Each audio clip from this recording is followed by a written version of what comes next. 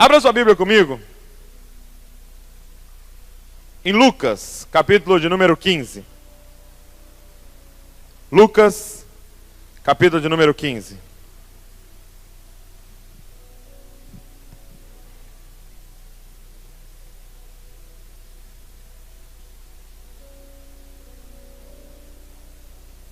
Lucas 15. Nós vamos ler a partir do verso de número 11. Texto muito conhecido. Tenho certeza que você sabe de cor. Lucas, capítulo 15, verso de número 11. Se você é novo aqui, terceiro livro do Novo Testamento, Mateus, Marcos, Lucas. O Evangelho segundo Lucas. Quem achou, diga eu amo a Bíblia. Quem não achou, diga eu também. Lucas 15, verso 11, diz assim: disse mais, certo homem tinha 2 filhos. O mais moço disse ao pai: Pai, dá-me a parte dos bens que me cabe por herança. Então o pai repartiu seus bens entre eles.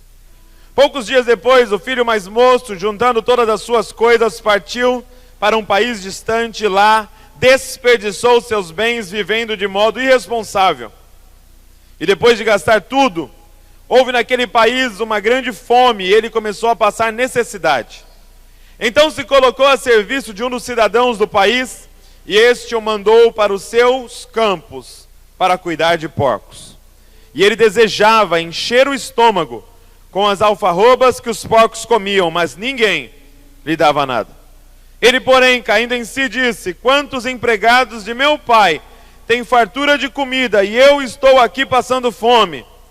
Eu vou me levantar, irei até meu pai e lhe direi: Pai, pequei contra o céu e contra ti, não sou mais digno de ser chamado teu filho. Trata-me como um dos teus empregados. E levantando-se, foi para seu pai. E estando ele ainda longe, seu pai o viu e encheu-se de compaixão. E correndo, lançou-se ao seu pescoço e o beijou.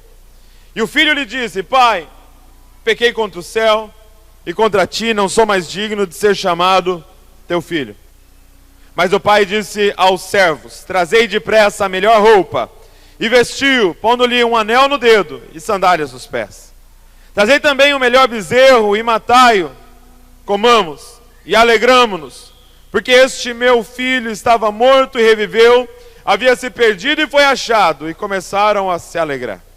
O filho mais velho estava no campo, e quando voltava, ao aproximar-se de casa, ouviu a música e as danças. E chamando um dos servos, perguntou-lhe que era aquilo. Este lhe respondeu: teu irmão voltou, e teu pai matou o melhor bezerro, pois o recebeu são e salvo. Mas ele se indignou e não quis entrar. Então o pai saiu e insistiu com ele. Ele, porém, respondeu ao pai: há quantos anos te sirvo, e nunca desobedeci nenhuma das suas ordens. Mesmo assim, nunca me deste um cabrito para eu me alegrar com os meus amigos. Chegando, porém, esse teu filho, que desperdiçou os teus bens com prostitutas, mataste para ele o melhor bezerro. Mas o pai lhe disse: filho, tu sempre estás comigo e tudo que é meu é teu. Mas era justo festejarmos e nos alegrarmos, pois este teu irmão estava morto e reviveu, havia se perdido e foi achado. Feche seus olhos. Pai, aqui está a tua palavra, Senhor, que é perfeita, Pai. Aqui está a tua palavra que não muda, Pai, e que é a verdade, Senhor. E nós queremos muito ser ministrados pela verdade, Pai. Pai, nós queremos te pedir, Pai, que através da tua palavra, mentiras sejam arrancadas de dentro de nós hoje aqui, Pai. Sofisma, Pai, raciocínios errados que nos levam à destruição, que sejam retirados de dentro de nós, Pai, através da tua verdade, Pai. Pai, que a tua palavra hoje aqui seja como uma espada afiada, Senhor, e que penetre o nosso coração, Pai, não para nos matar, Senhor, mas para fazer uma cirurgia no nosso caráter, Senhor. Para fazer uma cirurgia no nosso coração, Pai. Senhor, nós somos apaixonados por Ti, nós queremos muito ouvir a Tua voz, Pai. Tem misericórdia da minha vida, Senhor. Não deixe que em nenhum momento eu fale nada, Senhor, que venha da minha carne, Senhor, mas somente aquilo que vem do Teu Espírito, Senhor, para a Tua igreja, Pai. Usa a minha vida, Pai, para a honra e glória do Teu nome, Senhor. No nome de Jesus. Amém. E amém. O que nós acabamos de ler é a parábola do filho pródigo. Essa é a parábola das parábolas. Ela é a maior parábola de todas e é a parábola onde Jesus deu mais detalhes na história. E eu gosto muito da visão que um pastor, um teólogo americano tem dessa parábola, pastor Tim Keller. E se você quer se aprofundar nessa parábola, eu indico para você ler o livro O Deus Pródigo, se eu não me engano, da editora Thomas Nelson, do Timothy Keller. E eu gosto muito quando ele diz que essa parábola não deveria chamar a parábola do filho pródigo, mas ela deveria chamar a parábola dos filhos pródigos. Porque esse pai tinha 2 filhos. E fica muito claro, durante a parábola, que esses 2 filhos estavam longe do pai. E é interessante essa parábola, para você ter uma noção de quão importante é essa parábola. Shakespeare fez um comentário a respeito dela, dizendo que na visão dele, ela era uma das peças literárias mais bem escritas que ele conhecia. E ela é como uma peça de teatro realmente, em 2 cenas. A primeira vai tratar sobre um filho mais novo que vai embora com uma parte da herança do pai e gasta tudo até chegar no fundo do poço e volta para o pai. E a segunda cena fala de um filho mais velho que nunca saiu da casa do pai e se entristece ao saber que o filho mais novo voltou, o irmão dele voltou, e o pai está dando uma festa para ele, e ele fica emburrado do lado de fora e não quer entrar. Então é uma parábola que vai falar sobre 2 filhos, 2 tipos de filhos. E Jesus, ele era tão intencional e tão certeiro nas parábolas dele, que se você ler Lucas capítulo 15, verso 1, você vai entender por que ele conta essa parábola. A Bíblia vai dizer que havia 2 grupos ouvindo Jesus naquele momento. Olha só o que diz Lucas 15, versículo de número 1. Todos os publicanos e pecadores aproximaram-se dele para ouvi-lo. Versículo 2. Mas os fariseus e os escribas o criticavam, dizendo: esse recebe pecadores e come com eles. Então havia 2 grupos ouvindo Jesus. Haviam pecadores e publicanos, e haviam os fariseus e os escribas. Os pecadores e publicanos eram aqueles que assumiram publicamente: nós não obedecemos a lei. Nós não conseguimos obedecer a lei, nós não estamos nem aí para a lei, e a gente vai viver a nossa vida. Esses eram os pecadores e publicanos. Mas também estavam ouvindo Jesus os fariseus e os escribas. E os fariseus e os escribas eram aqueles que tentavam viver tudo o que estava escrito na lei. Você tem noção? De Gênesis a Deuteronômio tem 613 leis. Existem 613 mandamentos escritos de Gênesis a Deuteronômio. E eles decoravam todos e tentavam viver todos aqueles mandamentos. Esses eram os fariseus e os escribas. E havia esses 2 grupos ouvindo Jesus. E ele começa essa parábola dizendo que um homem tinha 2 filhos. Que um homem tinha 2 filhos. E é exatamente a situação desses 2 grupos. E Jesus conta essa parábola para redefinir 4 conceitos na cabeça daquela galera. Ele queria redefinir 4 conceitos. E era isso que eu gostaria de ministrar hoje aqui. Talvez para alguns seria reforçar esses conceitos, e talvez para outros seria realmente redefinir esses conceitos. Primeira coisa que Jesus queria redefinir era quem é Deus. Através dessa história, ele revela quem é Deus. Segunda coisa que ele queria redefinir é o que é pecado. O que significa estar em pecado. Terceira coisa que Jesus queria redefinir é o que é salvação. E a quarta coisa é o que é santidade. Então eu gostaria de olhar com vocês para essa parábola e repensar sobre esses 4 conceitos a partir dessa história que Jesus conta para aqueles 2 grupos. E a primeira coisa que ele vai redefinir na cabeça daquela audiência é quem é Deus. E entenda, aquelas pessoas que estavam ouvindo Jesus, eles tinham uma visão de Deus como Yahvé, como Senhor. Eles tinham uma visão muito ampla de Deus, eles temiam a Deus, eles tinham noção da grandeza de Deus.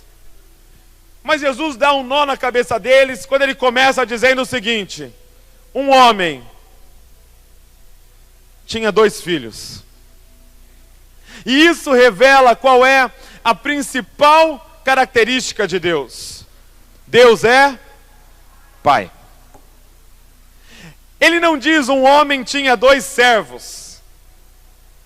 Ele não diz um homem tinha 2 escravos. Ele não diz que um homem tinha 2 profetas. Ele não diz que um homem tinha 2 pastores. Ele diz que um homem tinha 2 filhos.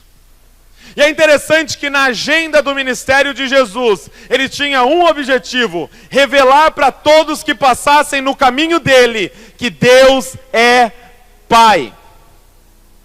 Ele é Pai. Ele é Senhor, sim. Ele é o Senhor dos exércitos, sim. Mas a principal característica de Deus é que Ele é nosso Pai. A ponto dos discípulos chegarem para Ele e falam: mestre, todos os outros mestres ensinam seus discípulos a orar, ensina-nos a orar. E aí Ele fala assim: ok, então vocês vão orar assim: Pai. Não é excelentíssimo Senhor Deus, não é santíssimo, ó, e poderosíssimo Deus que está no... Não! Quando vocês forem abordar Ele, vocês vão dizer assim: Papai. Papai. Um dia,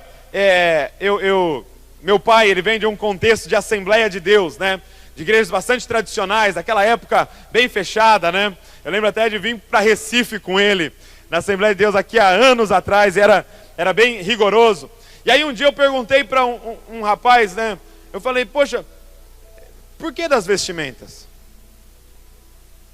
Por que você quer que eu venha de terno? É muito calor nesse lugar. Por que você quer que eu venha de gravata? Aí eles me explicaram, eles falaram: Douglas, se você for no fórum, se você for se apresentar diante de um juiz, e você chegar lá de shorts, você não vai poder entrar. Se você chegar lá de regata, você não vai poder entrar. Se você chegar lá de boné, você não vai poder entrar, porque você tem que ter o respeito máximo diante daquele juiz. E aí ele disse: como é que você vai vir de shorts na presença de Deus? Aí eu falei: aí está o problema. Você acha que Deus é um juiz, mas Deus é Pai.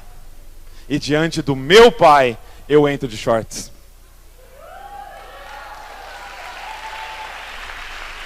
E no quarto do meu Pai, eu entro até sem camisa, se for necessário.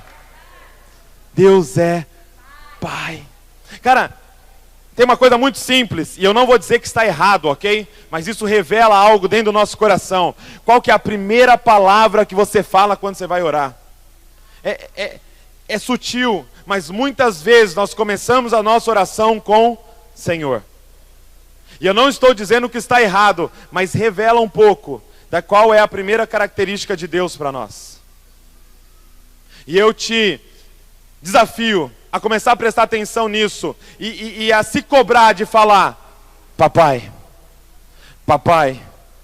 Ao começar, Papai, é lógico que Ele é Senhor, é lógico que Ele manda na nossa vida, é lógico que Ele comanda, mas eu te desafio a começar dessa forma: Pai, Pai, Papai.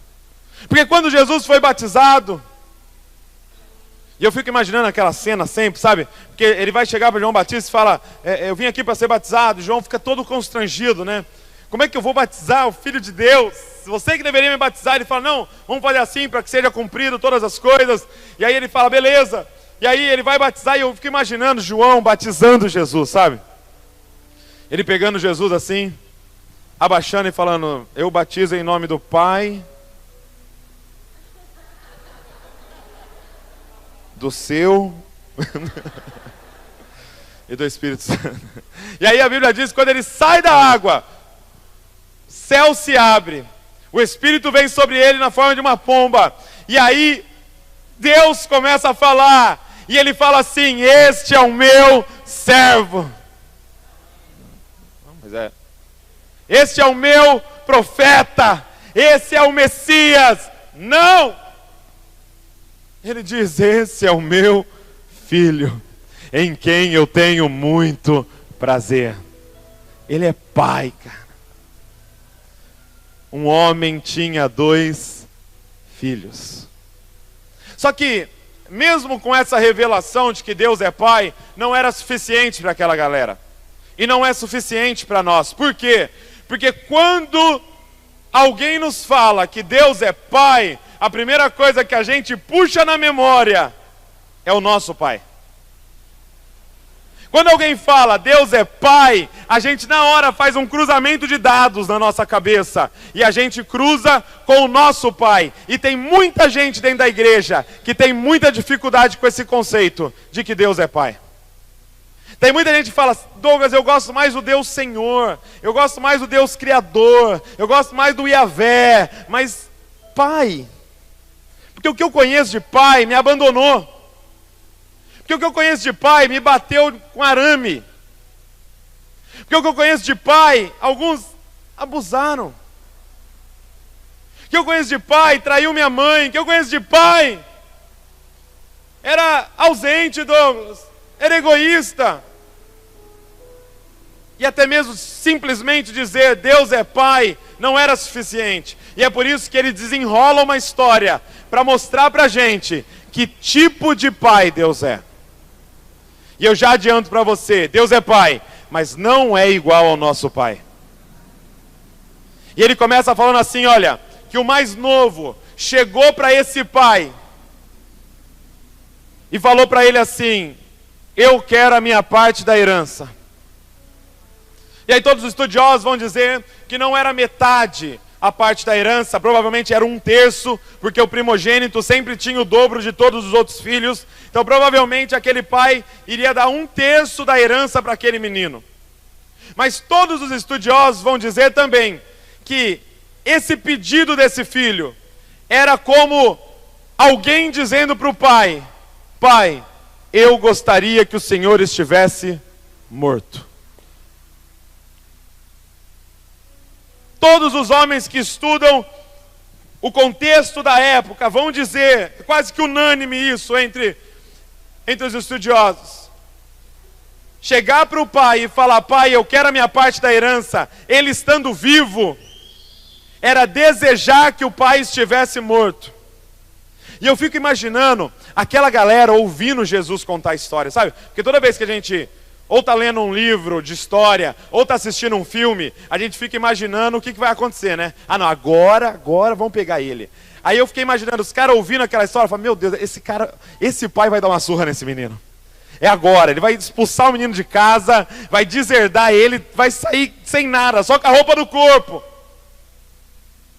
Porque ele chegou na cara do pai e falou: pai, eu queria que o senhor tivesse morto. Pai, eu estou aqui por causa das coisas, eu estou aqui por causa da herança. E o senhor fica comendo salada e fazendo caminhada e não morre. Você está demorando para morrer, pai. Eu preciso curtir essa herança aí. Não dá para adiantar, eu vou embora, a gente para com isso aqui. Eu paro de fingir que estou aqui por causa do Senhor, e se eu me dar minhas coisas, eu vou embora. Não dá para a gente adiantar. E aí todos os filhos que estavam ouvindo disseram: meu Deus, esse menino vai levar, meu Deus, se eu falo isso para o meu pai. E aí Jesus continua a história e fala assim: e o pai distribuiu os bens entre eles, e entregou 1/3 provavelmente de tudo que ele tinha construído na vida, e que talvez que o pai dele tinha construído, e que o avô dele tinha construído, e deu nas mãos daquele filho que desejava que ele estivesse morto. E entenda, distribuir, quando ele fala assim, repartir os seus bens, bens ali é propriedades. E hoje nós temos um conceito assim, olha, eu tenho um terreno, por exemplo, eu tenho um terreno lá em Bragança. E eu estou vendendo meu terreno porque eu queria comprar um outro terreno. E esse é o conceito, o terreno para a gente é algo que a gente troca, que a gente vende e tal. Naquela época não. Pra você ter noção, naquela época o conceito era, o terreno me tem. Aquele pedaço de terra é dono da minha vida. Por quê? Porque terreno fazia parte da identidade das pessoas. Terreno, gente, era tipo assim, esse pedaço de terra aqui é dos Gonçalves. E aquele pedaço de terra ali é dos Souzas. E aquele lá é dos Alves. E era assim naquela época. Porque o bisavô conquistou aquilo e passou para o avô, que passou para o pai, que vai passar para os filhos, para os netos. Aquilo ali era a identidade dele. E esse pai é capaz de se desfazer de um pedaço da sua identidade para entregar nas mãos de um filho que deseja que ele estivesse morto. Eu fico imaginando esse pai vendendo um pedaço de sua propriedade. Eu fico imaginando esse pai na comunidade dizendo, olha, eu estou vendendo 1/3 da minha fazenda, e todos perguntando, mas por que? Você vai se mudar daqui? Não, eu vou entregar para o meu filho, que deseja que eu esteja morto. Deixa eu dizer uma coisa, Deus é pai, mas não é igual ao nosso pai. Ele é um outro tipo de pai. Ele é um pai que não cabe na nossa cabeça. Ele é um pai que não segue as lógicas de paternidade. Esse menino vai embora com 1/3 de tudo que o pai conquistou e construiu na vida. E a Bíblia diz que ele gasta de forma irresponsável. Ele gasta com prostituição, provavelmente com jogo, provavelmente com bebedice, provavelmente com tudo que havia de ilegal. Ele gasta tudo. E aí começa uma crise no país que ele estava. Provavelmente era meio que aqui perto da Argentina, ali perto do Chile, ali perto da Bolívia ele estava. E aí começa uma crise naquele país, ele vai trabalhar com porcos, e aí ele está no fundo do poço, passando fome, ele se lembra da casa dele, e a Bíblia diz que ele volta. Ele volta com um discurso armado. Pai, pequei contra ti, contra o céu, não sou mais digno de ser chamado teu filho, me aceita como um dos seus empregados. E aí aqueles homens e aquelas mulheres ouvindo a história, eles pensaram assim, é agora que esse pai vai estar com a cinta na mão, para dar umas cintadas nesse menino, sem vergonha. E aí Jesus dá um nó, sabe quando você está vendo um filme, você vê a cena, você fala, mentira, isso é impossível de acontecer. Sabe aquele Duro de Matar 4.0, que o cara pula com o carro e bate no helicóptero, derruba o helicóptero e sai andando de carro. Você fala, mentira isso. Foi mais ou menos assim com Jesus. O filho voltando, sujo, de porcos. E aí Jesus fala assim, e o pai viu ele ainda longe, saiu correndo em direção a ele e pulou no pescoço dele. E tem um detalhe aqui que a gente não pega, porque pra gente não faz diferença, mas naquela época fazia. Nunca, presta atenção aqui, nunca um pai correria. Nunca um pai correria. Sabe por quê? Porque correr seria uma humilhação para um patriarca. Ele teria que levantar as vestimentas dele, mostrar as pernas, que seria uma vergonha, para correr. E entenda, não era um filho voltando da formatura de medicina, não era um filho voltando para apresentar a família dele, não era um filho voltando com o dinheiro multiplicado, era um filho depois de ter gastado tudo que ele tinha, voltando sujo, de porcos. E Jesus fala, esse pai levanta as vestimentas e não espera nem ele chegar, ele corre em direção a esse filho, e ele se lança no pescoço desse filho, e começa a beijar esse filho. Cara, Deus é pai, mas não é igual ao nosso pai. Mas esse não é o maior dos absurdos, não. O maior dos absurdos é o seguinte: quanto tempo esse menino ficou fora? Será que 1 ano? 2 anos? 3 anos? Eu não sei, vamos dizer 3 anos. 3 anos fazendo tudo errado. 3 anos vivendo na gandaia. 3 anos desonrando o pai. Ele volta e depois de 3, 4 horas está sendo dada uma festa para ele. Deixa eu perguntar uma coisa. Seu pai é assim? Hã? Quando você fez tudo errado, deu a maior mancada, seu pai falou: poxa filho, que mancada. Bem, vai lá, prepara uma picanha pra gente, vamos dar uma festa aqui. Seu pai é assim? Pelo que eu conheço os pais do Pernambuco aqui, eles não são bem assim não.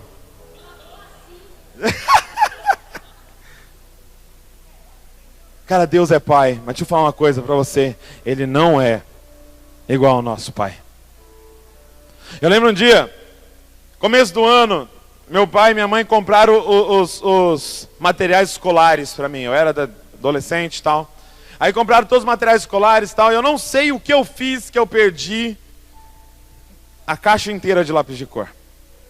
Eu não sei, que eu não lembro o que eu fiz, eu perdi toda. Eu cheguei minha mãe e falei: mãe, perdi todos os lápis de cor. E a professora está falando que vai precisar para as atividades e tal. Aí ela, cagueta, falou pro meu pai. Aí meu pai chegou para mim e falou: Douglas, eu vou comprar outra. Mas se você perder, você vai apanhar.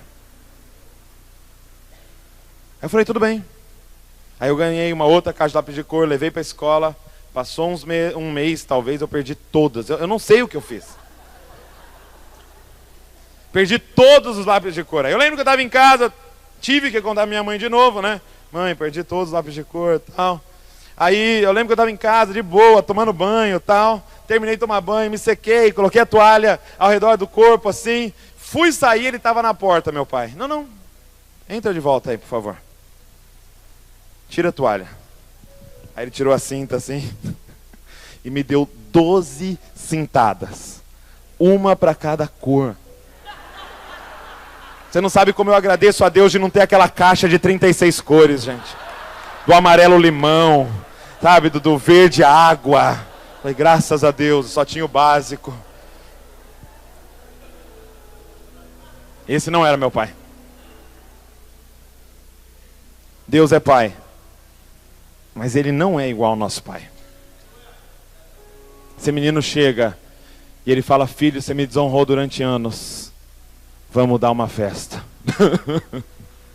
Eu acho que aquele menino mesmo falou: não é possível, no meio da festa ele vai me humilhar. Não é possível que isso está acontecendo. Como assim tem um DJ tocando as minhas músicas favoritas? Como assim você matou o melhor bezerro? Você não entendeu? Eu te desonrei. Mas eu sou pai. E eu não sou igual aos outros pais. Eu sou um outro tipo de pai. Que talvez não caiba na nossa cabeça. A gente tem que simplesmente aceitar. E aí de repente ele está no meio dessa festa. E entenda, gente, quando você mata o maior bezerro, naquela época não tinha freezer, não dava para guardar a carne. Quando alguém matava o maior bezerro, era para a comunidade inteira vir para a casa dele, porque era muita carne. Era uma festa para a cidade. E eu imagino a cidade inteira na fazenda lá celebrando, e todo mundo. Aí acho que um perguntava para o outro: mas o que a gente está fazendo aqui? Sei lá, parece que o menino fez tudo errado e voltou. Mas vamos comer picanha, isso que importa. Aí acho que chegam para esse pai e falam: cara, cadê o Júnior? Cadê o seu mais velho? Cadê o seu mais velho? E esse pai sofre uma desonra de novo. Ele tem que falar: meu primogênito não quer entrar. O meu primogênito não consegue se alegrar com aquilo que alegra o meu coração. O meu primogênito não consegue chorar com aquilo que eu chorei durante todas as noites dos últimos anos. meu primogênito não quer entrar. E aí aquela audiência, agora ele vai bater num filho, pelo amor de Deus. E aí Jesus fala, não, ele sai da festa dele. Ele dá as costas para a festa dele, para ir atrás desse filho também. E ele fala, filhinho, vamos entrar. Esse teu irmão estava morto. Mas eu nunca te desobedeci em nada. Eu sei, filho. Mas esse teu irmão estava morto e reviveu. Ele estava perdido e foi achado. Vamos entrar, filho. O que Jesus queria falar para aquela audiência era isso. Deus é Pai. Mas não é igual ao Pai de vocês. Ele é um outro tipo de Pai. Ele é um Pai paciente, Ele é um Pai longânimo, Ele é um Pai que acredita que um dia você vai cair em si e você vai voltar, cara. Ele não leva em conta as nossas ofensas, Ele não leva em conta a nossa ignorância, porque Ele tem uma esperança de que um dia você vai cair em si, cara. E você vai se entregar totalmente para Ele. E quem sabe não seja nessa noite.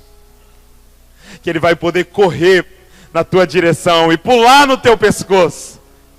E dizer, traga a melhor capa, traga a melhor sandália, traga o anel. E vamos dar uma festa, porque o meu filho caiu em si. Segunda coisa que Jesus queria redefinir na cabeça daquela galera. É o que é pecado. O que é pecado? Aquela audiência que estava ouvindo Jesus, eles tinham a seguinte ideia do que era pecado. Pecado é desobedecer uma das 613 leis. Ou seja, eu tenho uma lista de leis e desobedecer uma dos itens dessa lista é pecado. Essa era a visão deles de pecado. E quando Jesus começa a contar a história do filho mais novo, fica muito claro o que é pecado. Fica muito claro que ele está em pecado, porque ele pega a herança do pai e ele gasta de forma irresponsável. E aí um dos itens citado aqui é que ele gasta com prostituição. E aí é muito claro, ele está em pecado. Agora, o que nos deixa confuso ao ler essa parábola é que o filho mais velho chega para esse pai e fala a seguinte frase. Essa frase complica tudo para nós.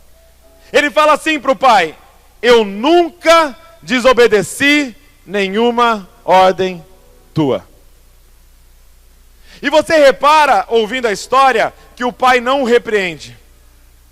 Que o pai não diz, ei, calma aí, lembra daquilo lá, daquilo outro. O pai não o repreende. O pai aceita aquela afirmação. Realmente, esse filho era irrepreensível em relação a obedecer às ordens.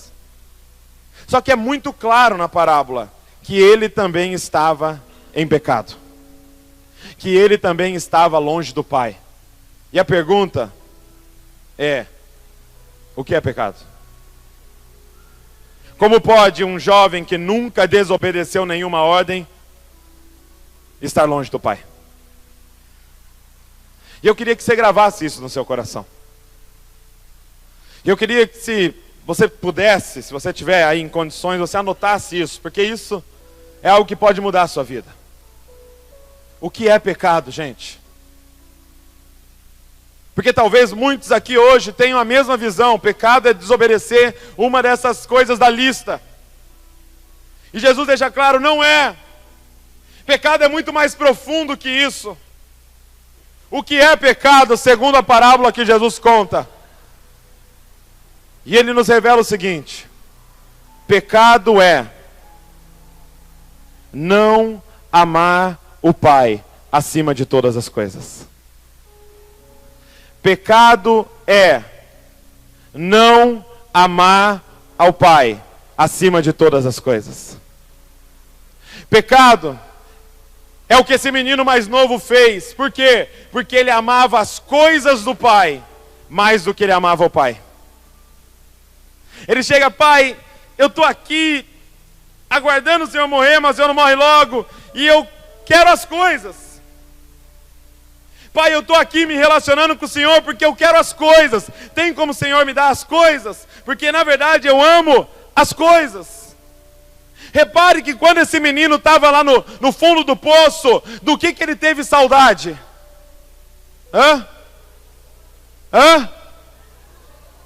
Do pai?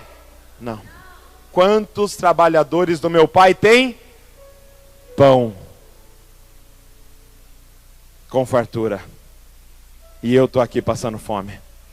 No fundo do poço ele revela o coração dele. O que ele gostava da casa do pai não era do pai, era do pão que o pai dava. Pecado é não amar o pai acima de todas as coisas. Quando você chega no mais velho é a mesma coisa. O mais velho amava mais as coisas do que o pai. Eu nunca desobedeci nenhuma das suas ordens e o Senhor nunca me deu um cabrito. Como é que eu sei que esse menino não ama o pai? É muito óbvio, gente. Porque quando a gente ama alguém, a gente se alegra com aquilo que a pessoa se alegra. A gente se alegra, gente, ó. Uma revelação aqui. Eu nunca usei maquiagem, glória a Deus.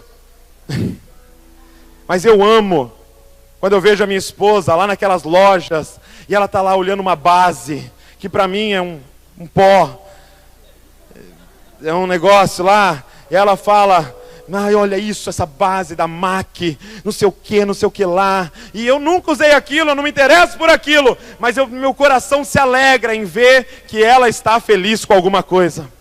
Isso é amor.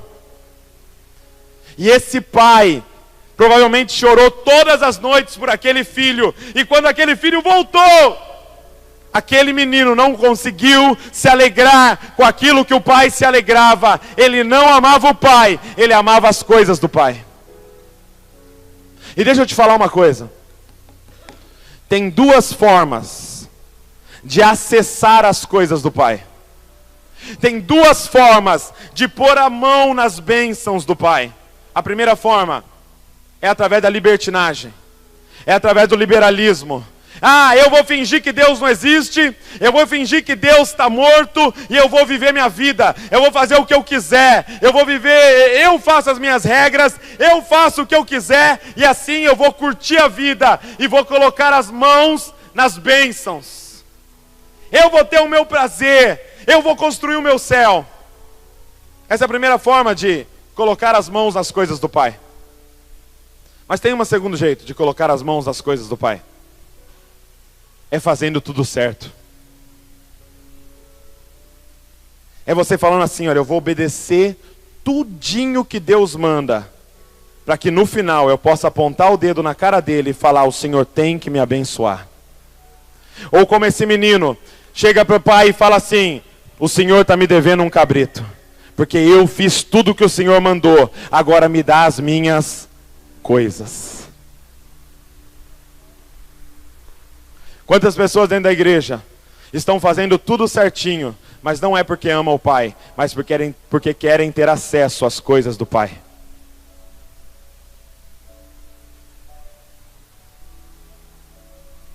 Fazem tudo certo, mas porque querem pôr as mãos no que eles realmente amam, as coisas. Pecado é não amar o Pai acima de todas as coisas. Os caras chegam para Jesus e perguntam, Jesus, como é que você resume o Antigo Testamento? Como é que você resume as leis e os profetas? O que ele fala? Amarás o Senhor teu Deus de todo o teu coração, de toda a tua alma, de todo o teu entendimento e com todas as suas forças. O Antigo Testamento inteiro se resume nisso. Ame o Pai acima de tudo. O que é pecado, gente? É não amar o Pai acima de todas as coisas. Você ama o Pai? Você tem uma relação com o Pai? Sabe que eu estava na Bahia aqui, eu tenho um grande amigo lá, um cara chamado Saulo, um advogado. E aí o Saulo me contou uma história que mexeu muito comigo. Uma ilustração, ele falou assim, ó Douglas, imagina que você está na sua casa e de repente você está lá de boa, entra um ladrão na sua casa. E aí entra um ladrão na sua casa e começa a tocar o terror lá, falando que vai roubar tudo, não sei o quê. E aí você tem uma arma na sua casa, escondida. E aí quando o ladrão está lá, distraído, você consegue pegar a arma e você dá um tiro nele, pá! E o ladrão cai morto. E aí você achava que ele estava armado. E quando ele cai morto, você vai revistar ele não está armado. E aí você entra em desespero. E agora? Vou preso?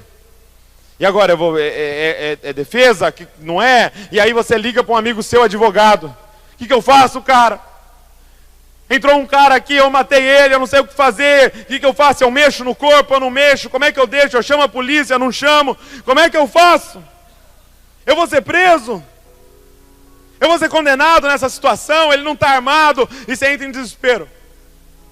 Aí ele falou, agora imagina uma segunda situação. Imagina que você está na sua casa, e aí você está lá mexendo com uma arma velha do seu avô, que seu avô deixou para você, uma arminha velha lá, e aí você está mexendo, e você quer limpar aquela arma, e aí você está tentando desmontar ela, e quando você está tentando desmontar, ela dispara, e acerta o seu pai, e o seu pai cai morto. Aí ele fez a seguinte pergunta para mim, você ligaria para um amigo advogado? Você ligaria para a polícia? Ele falou, não. Sabe o que você faria? Você sentaria do lado daquele corpo e você choraria amargamente. Choraria, choraria, choraria e choraria, porque naquele chão está o teu pai. E aí ele me perguntou assim, Douglas, como é que você reage depois de pecar?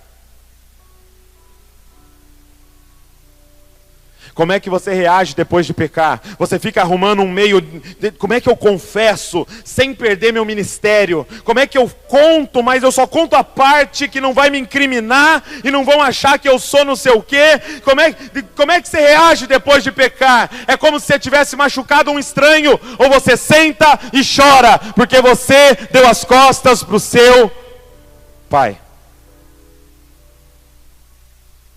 Cara, pecado é não amar o Pai acima de todas as coisas. Terceira coisa que Jesus veio redefinir através dessa parábola é o que é salvação. Na cabeça daquela audiência, salvação era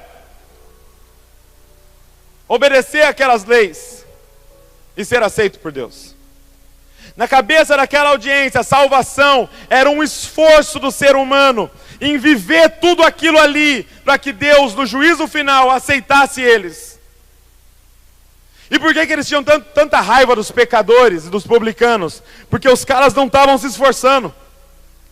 Pô, a gente está aqui se matando para viver as leis, e eles não estão nem aí. E isso dava raiva neles, porque eles estavam se esforçando.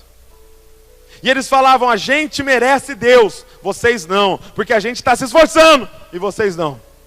Isso era salvação para eles. E aí Jesus vem redefinir salvação. Primeira coisa que Jesus ensina sobre salvação é que salvação não é uma iniciativa do homem, salvação é uma iniciativa de Deus. Ele decidiu nos salvar.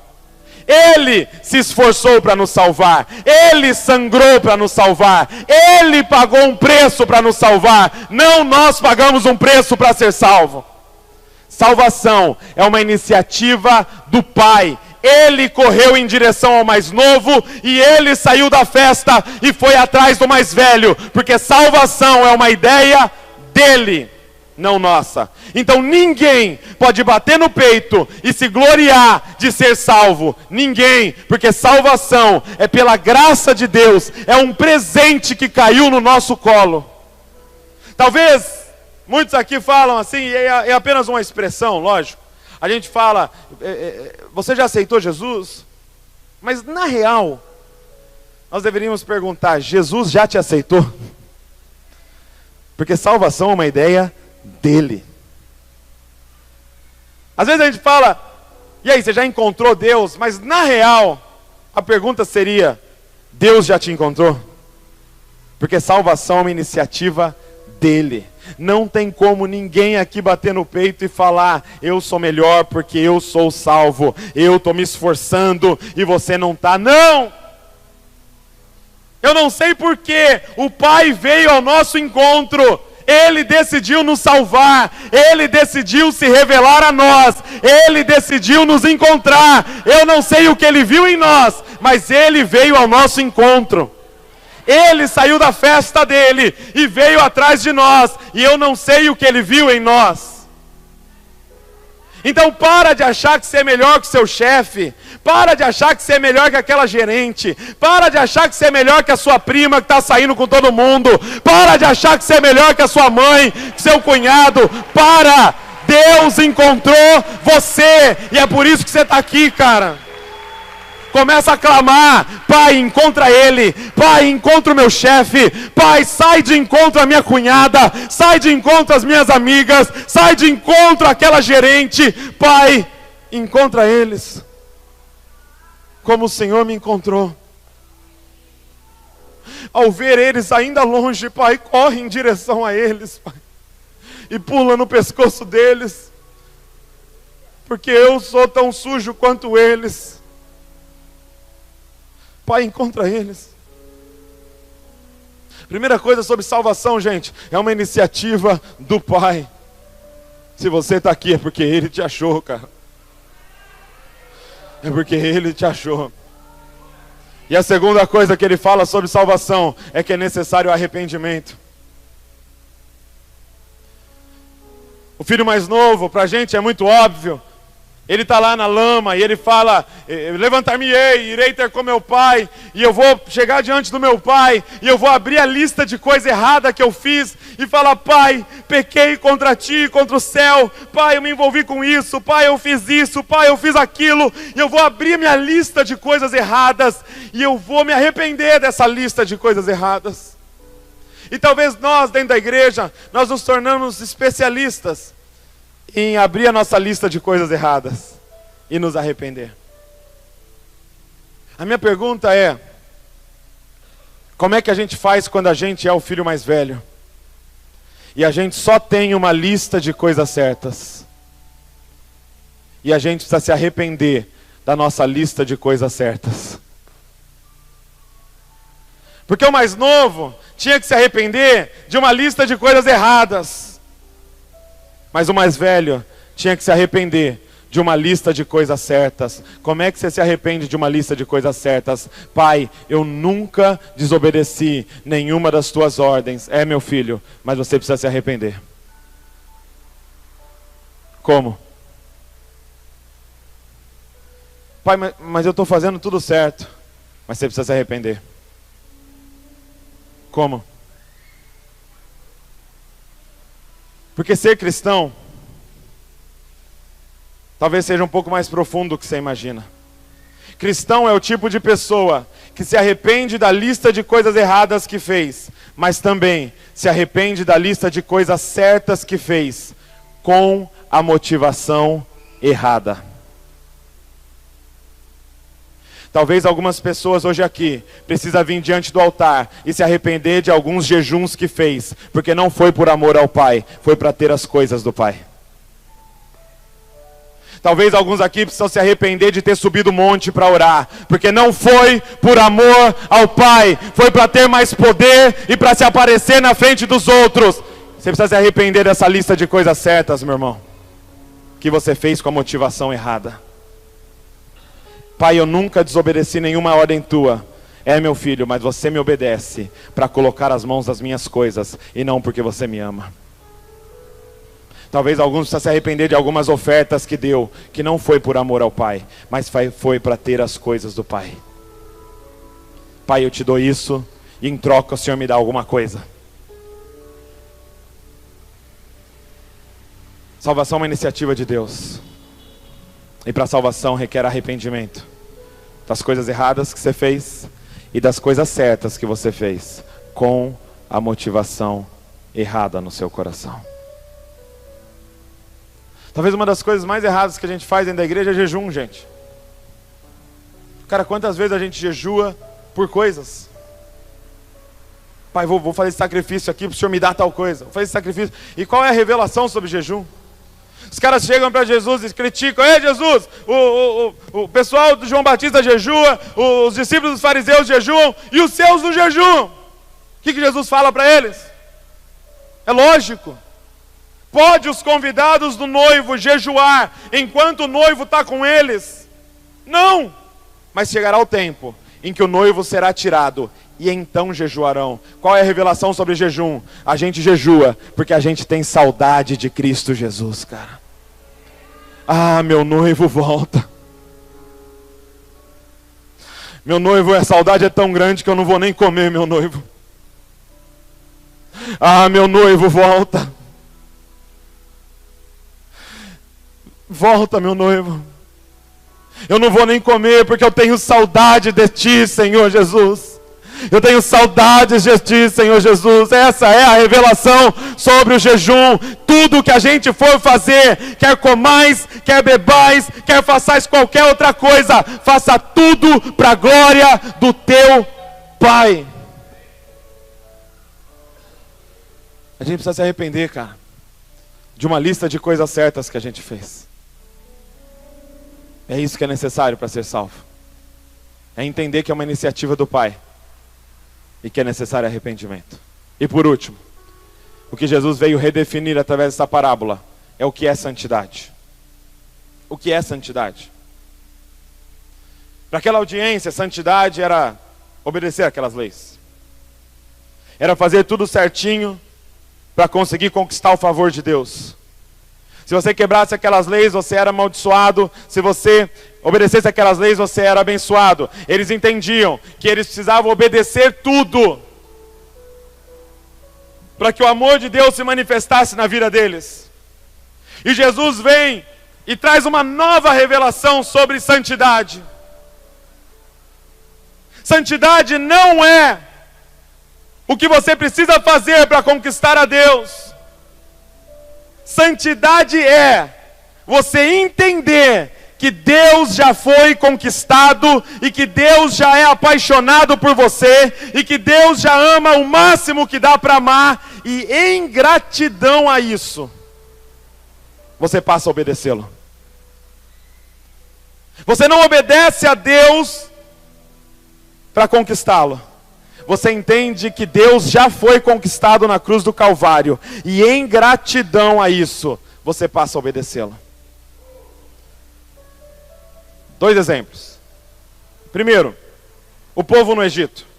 O povo estava no Egito por dureza do coração deles. O povo estava no Egito por idolatria. O povo estava no Egito porque não amavam o Pai acima de todas as coisas. Agora eu te pergunto, Deus apareceu para eles através de Moisés e deu os 10 mandamentos para eles no Egito e disse: obedeçam essas leis, daí eu liberto vocês. Foi isso? Deus deu a lei no Egito e disse: obedece às leis, se vocês fizerem tudo certinho, eu liberto vocês. Foi isso? Não. O que Deus fez? Do jeito que eles estavam, idólatras do jeito que eles eram, resmungões do jeito que eles eram, Deus pega eles e tira eles com as suas mãos de amor, tira eles com mãos poderosas e liberta eles. E quando eles já estavam salvos, Deus aparece e fala: agora, em gratidão ao que eu fiz por vocês, vocês podem obedecer algumas coisas. Isso é santidade. Você não anda em santidade para ser salvo. Você anda em santidade porque você é grato pela sua salvação.